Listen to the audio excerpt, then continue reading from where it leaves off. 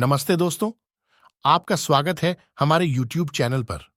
आज हम आपको लेकर आए हैं एक रोमांचक यात्रा में, जहां हम साझा करेंगे जीवन के सबसे रहस्यमय और रोचक पहलुओं को। हाँ, आपने सही सुना।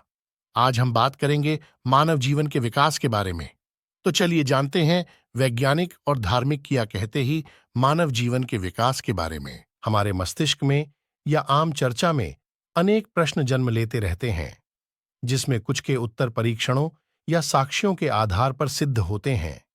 वही कुछ प्रश्न ऐसे होते हैं जिनका अनेक मतों या धारणाओं के आधार पर उत्तर देने का प्रयास किया जाता है। मानव क्या है? वह इस धरती पर कब आया? उसके पीछे का इतिहास क्या है? क्या प्राचीन मानव सच में बंदर था? क्या वह बंदर की तरह ही रहता था? ऐसे कई सवाल हम सभी के मन में कभी न कभी आते ही हैं। ये ऐसे ही सवाल है जिनके विषय में कोई एक निर्धारित उत्तर मौजूद नहीं है।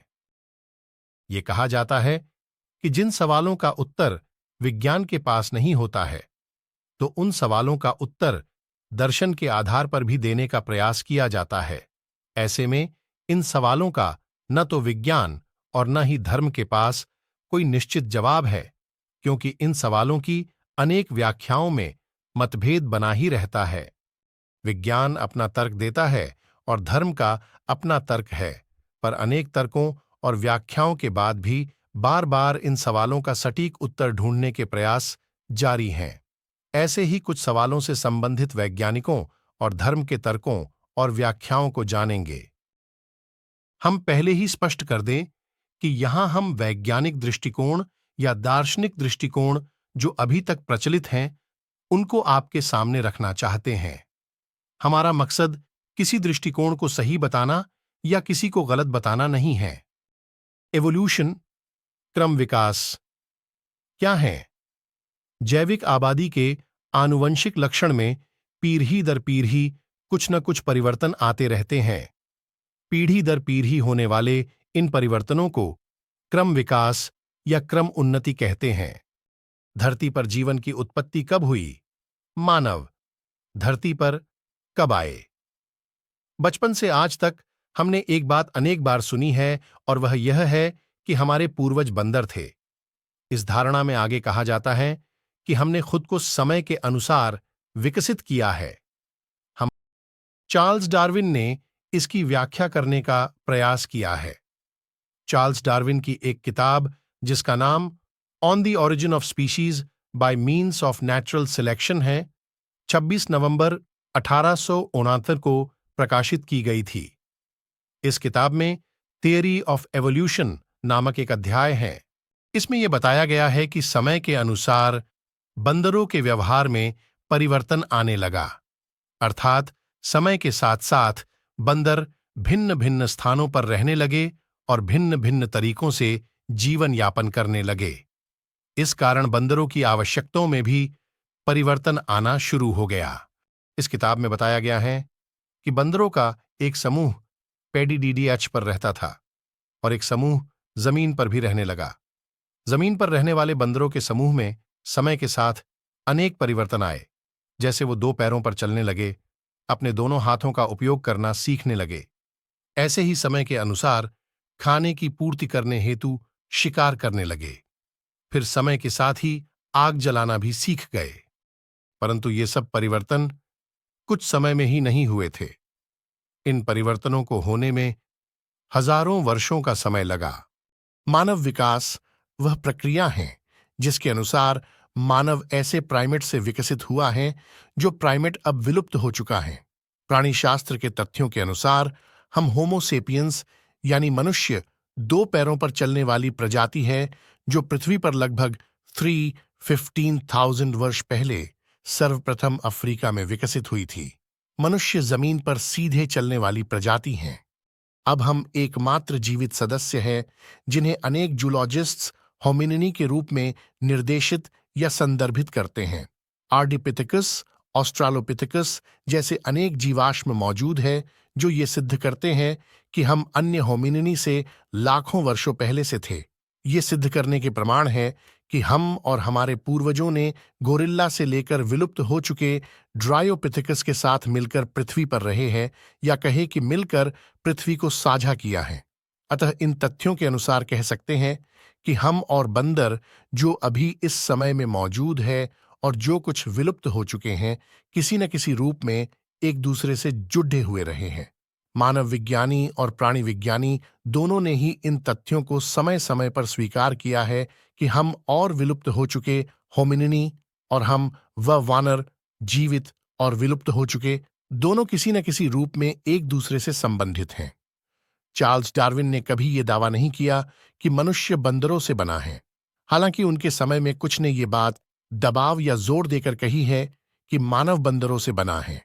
मानव उत्पत्ति की इस जटिल प्रक्रिया को किसी एक सिद्धांत के द्वारा समझना बहुत मुश्किल है। मनुष्य प्राइमेट के क्रम के सदस्य है, जिसमें 180 प्रजातियां हैं। माना जाता है कि मानव होमिनिड्स परिवार का सदस्य हैं, जिसके बारे में प्रचलित है कि वह प्राचीन बंदर के अन्य सदस्यों से वर्तमान MYBP से लगभग 5 मिलियन साल पहले अलग हो चुका था। अफ्रीकन बंदर जैसे चिंपैंजी और गोरिल्ला के DNA से ये ज्ञात होता है कि बंदर मनुष्य का सबसे करीबी है। मॉलिक्यूलर और एपिजेनेटिक क्लॉक के अनुसार मानव को चिंपांजी से पृथक करने की रेखा 5 मिलियन साल पहले ही अलग हो चुकी थी। मानव जीन्स होमो की सबसे पुरानी प्रजाति की हड्डियां लगभग 2,4 मिलियन साल पुरानी रॉक स्ट्रेटा की हैं। फिजिसिस्ट इन बातों को स्वीकार करते हैं कि होमो का विकास ऑस्ट्रेलोपिथेकस से हुआ है। हिंदू धर्म में मानव विकास क्रम से संबंधित अनेक मत मौजूद हैं। हिंदू धर्म एक उदारवादी धर्म है जो समय के साथ साथ अनेक मान्यताओं और परंपराओं को ग्रहण करता आया है।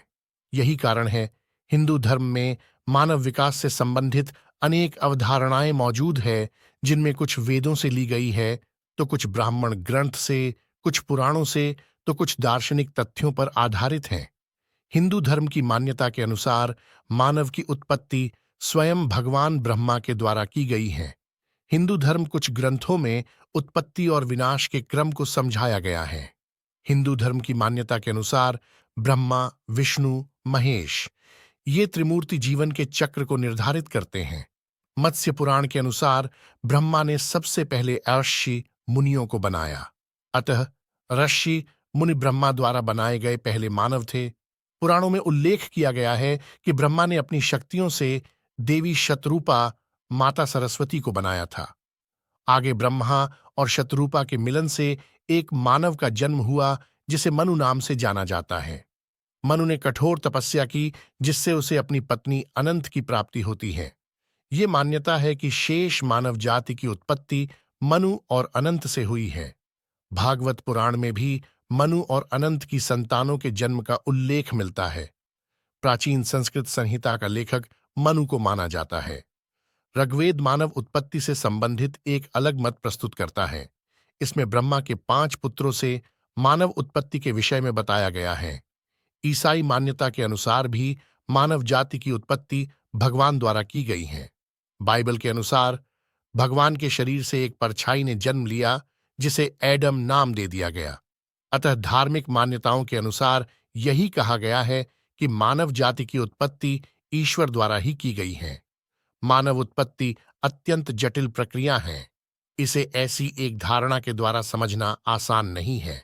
अतः अंत में यही कह सकते हैं कि ये ऐसे सवाल है जिनका उत्तर देने का प्रयास तो अनेक वैज्ञानिकों और धर्मशास्त्रों ने किया है। इन सवालों के जवाब में अनेक सिद्धांत, मत, कथाएं प्रचलित हैं, परंतु ऐसे प्रश्नों पर किसी एक वैज्ञानिक की मान्यता को मानकर उसे सही होने का टैग दे देना भी सही नहीं होगा। कुल मिलाकर इन सवालों के अभी तक तो कोई ऐसा सटीक उत्तर मिला नहीं जो सबको मान्य हो। ऐसे ही और वीडियो के लिए चैनल को सब्सक्राइब जरूर करें और लाइक करना ना भूलें।